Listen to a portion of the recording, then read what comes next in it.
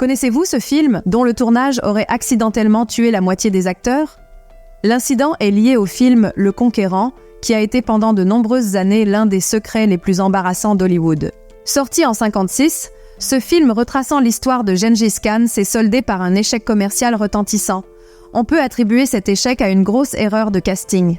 Pour le rôle du légendaire chef mongol, la production a opté pour John Wayne, ce qui a suscité de vives critiques. En effet, l'acteur mythique de 40 ans est censé incarner le jeune Gengis Khan. Sans compter les fausses moustaches, la tonne de maquillage pour paraître plus asiatique, avec de telles erreurs, on frisait la parodie. Cependant, outre son échec au box-office, le film est surtout connu pour l'histoire la plus tragique du cinéma.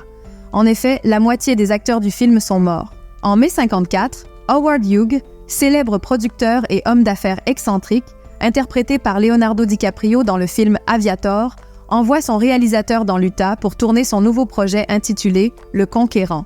Cette ville poussiéreuse, idéale pour les besoins du film, est située à quelques kilomètres d'une zone militaire où le gouvernement américain avait effectué une dizaine d'essais nucléaires 1 an auparavant. Inquiet concernant la proximité des tests, Howard Hughes décide tout de même de consulter la commission de l'énergie atomique au cas où il y aurait d'éventuelles radiations, mais il lui assure qu'il n'y a aucun problème et que le site est parfaitement sûr. Cependant, ils avaient tort. Pendant 3 mois, l'équipe de tournage est exposée à des radiations 400 fois supérieures à la dose normale acceptée.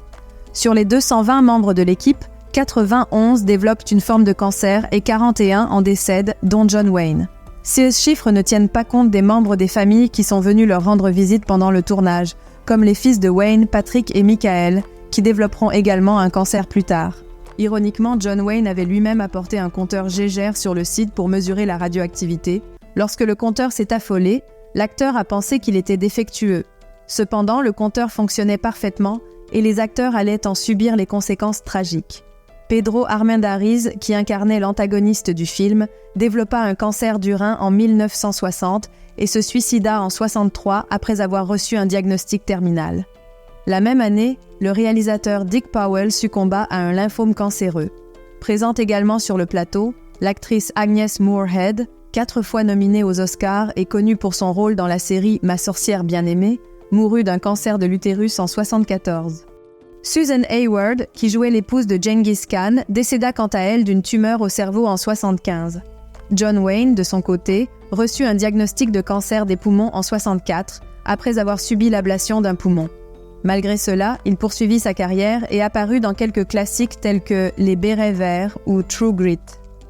En 1976, il tourna son dernier film, Le Dernier des Géants, un récit qui ressemblait à un chant du cygne, car il y incarnait un vieux cow-boy atteint d'un cancer qui choisit de mourir en tenant une arme plutôt que d'être terrassé par la maladie.